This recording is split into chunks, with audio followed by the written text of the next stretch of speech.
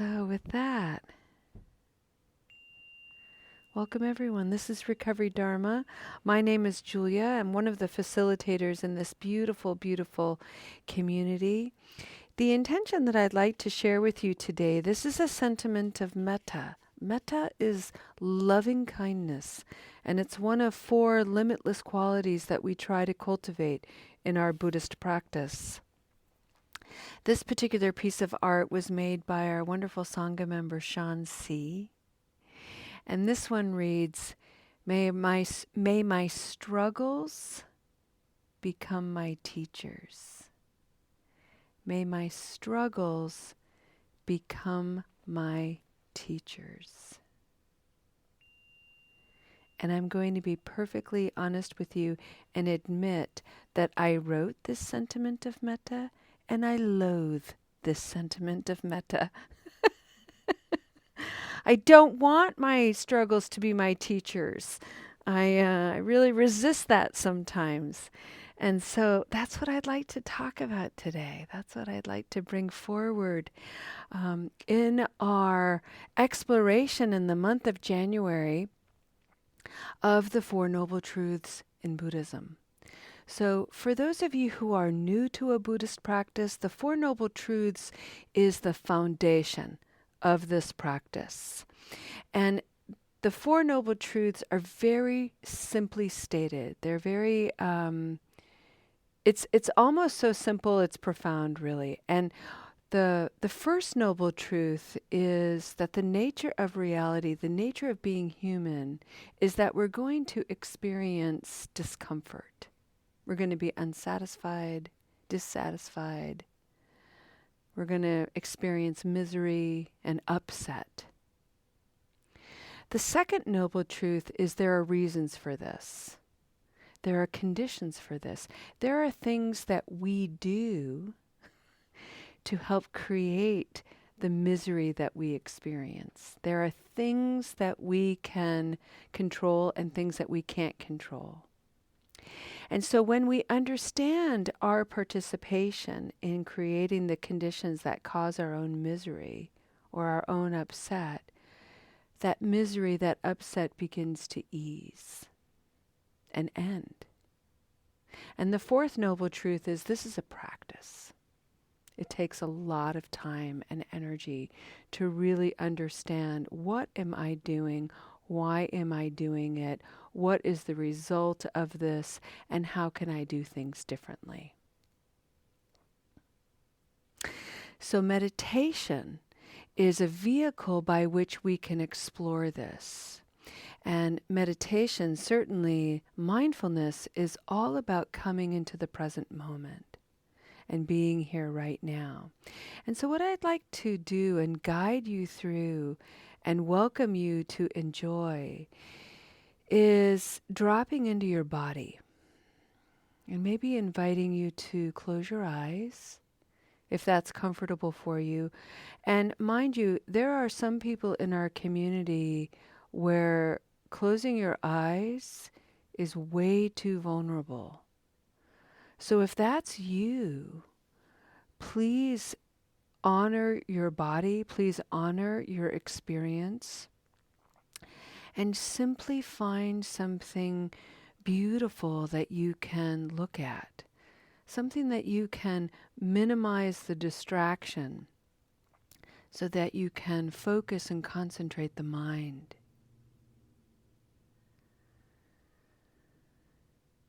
Take notice of the body. Take notice if there's any stress or strain, any tightness in the body. You may be in a situation where you're tired, and maybe this is a perfect opportunity to lie down. Maybe lean back in your chair. Maybe assume a posture that is full of ease. There are times for meditations that are alert and active, and there are times to come into the present moment and invite rest. So please feel free to lie down.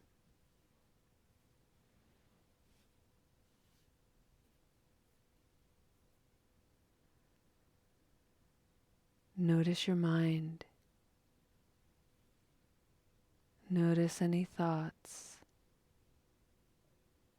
stories.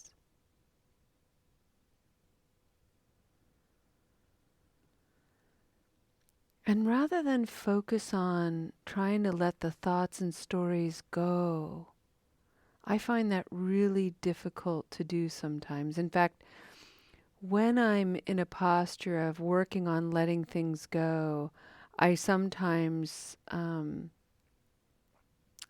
get a little militant about it. Like I have to whip myself into shape and really empty my mind. And I get a little harsh. And so for my practice, rather than let my thoughts and stories go, I simply allow them to be.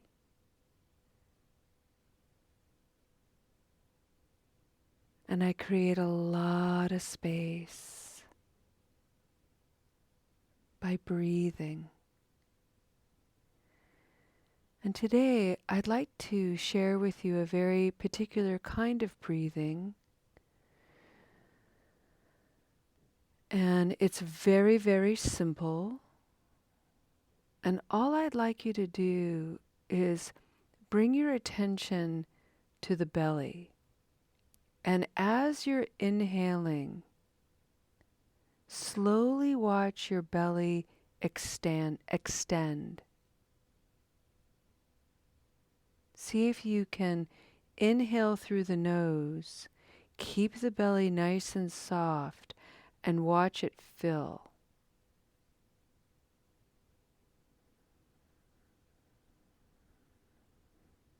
And as the belly is full and kind of nice extended Buddha belly, go ahead and slowly exhale through the mouth. And focus your energy again, focus your attention, that is, on the belly. And allow your diaphragm, the core muscles there, to move the air out of the body. And as you get toward the end of the exhalation, you'll feel your belly a little bit tight, the muscles in your belly kind of tight. And just pause a moment, notice that.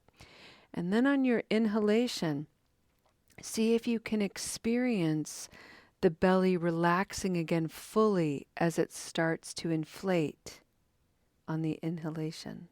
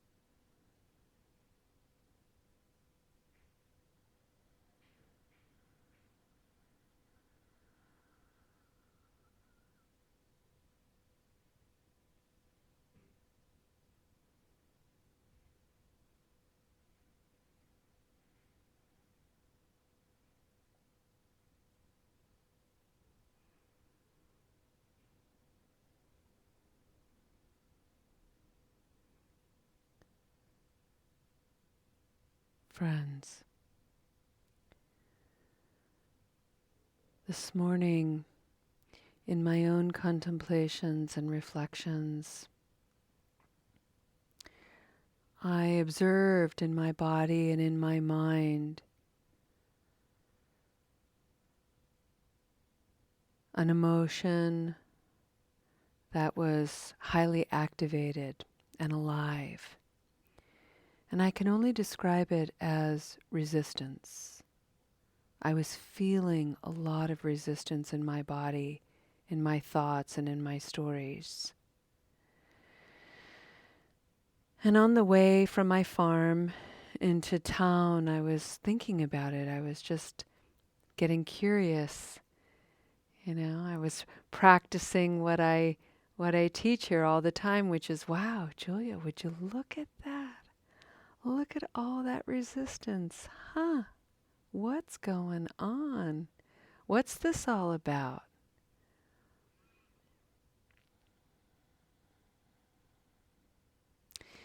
And I realized that one of the manifestations of resistance for me is denial. Last week we were talking about suffering and discomfort and the Four Noble Truths, and I was putting it in the context of being defensive. When somebody approaches us, even in the context of care, hey, I'm worried about your drinking. I'm worried about your drug use. If we're not in a place to be curious about that, to be open to that, if we don't trust this person's motivation, we're going to be very resistant to it, maybe even defensive. What are you talking about? I'm fine. I don't have a problem. You have a problem. And so I was thinking about that as well. And underneath all of that resistance and defensiveness, it seems to me, is a kind of denial. But I'm not talking about the denial, that word that gets so casually thrown around in recovery circles. I'm talking about the kind of denial that is associated with grief. And grief, not in the sense of somebody dying. That's one aspect of grief. I'm talking about grief in life not being the way we wanted, in things not going the way we think they should,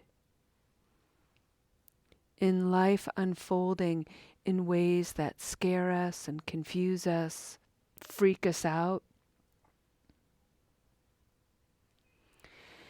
And I bring this forward because many of us here have cultivated a habit of energy of being very hard on ourselves. When we're in denial, we're hard on ourselves about it, and we forget that sometimes denial or resistance or defensiveness is a survival mechanism. It's the body and the mind's psychological way of saying, hey, I don't have the emotional maturity for this. I don't have the spiritual awareness to accept this. I don't have the ego integrity yet, developed yet, to be able to stand before this with any degree of confidence. And so what we do is we deny what's happening. This can't be happening. I don't want this. This shouldn't be this way. And in response to that, we get defensive, we get resistant.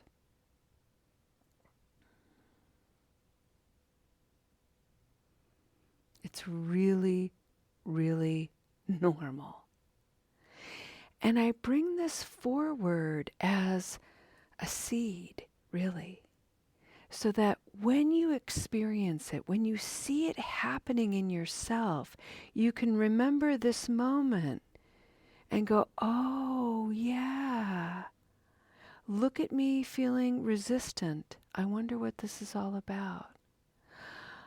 Look at me denying my reality because I'm sad, I'm disappointed, I'm frustrated, I'm hurt, I feel shame, whatever it is. Would you look at that?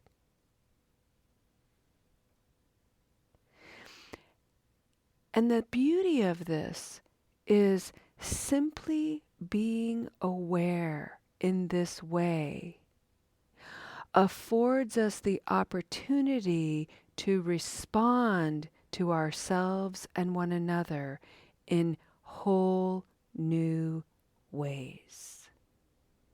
When we're not aware of our resistance, of our defensiveness, of our denial, we continue to react in the same old ways. In the context of recovery, the propensity is to push people away, to become more isolated, to become antagonistic and combative, and to also feel a great deal of shame because our actions of numbing and using burn bridges, destroy relationships, cause harm.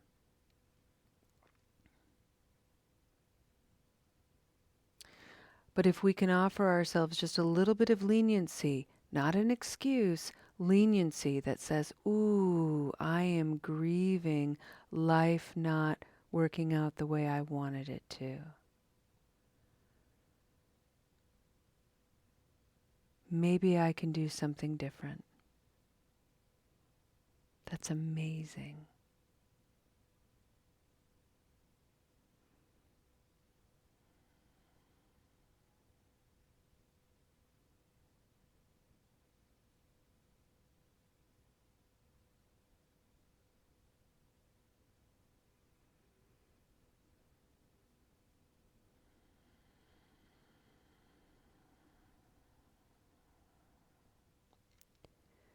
Remember, friends, that sometimes we deny what's happening because we don't feel ready to look at it yet. Maybe something within us intuitively knows that we don't yet have the confidence to stand before whatever is happening.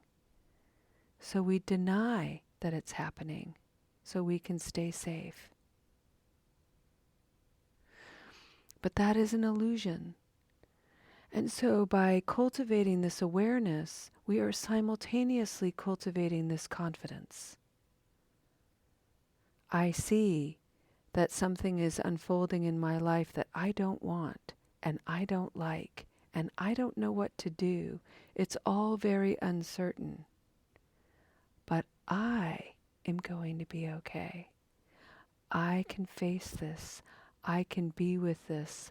I don't have to deny it. I don't have to resist it. I don't have to be defensive about it. Maybe I can be curious. Would you look at that? I don't want this. That's true. What else is true? I don't like this. That's true. What else is true? And just by asking that question, we stay soft, we stay open, and there, confidence of mind and heart will grow.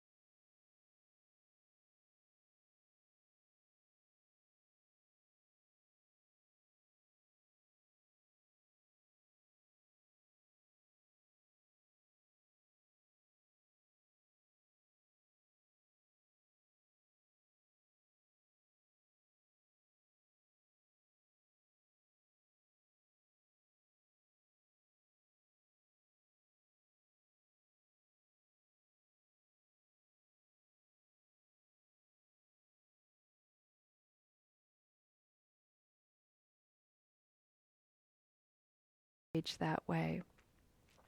Friends, let's go ahead and end our practice today with a dedication of merit.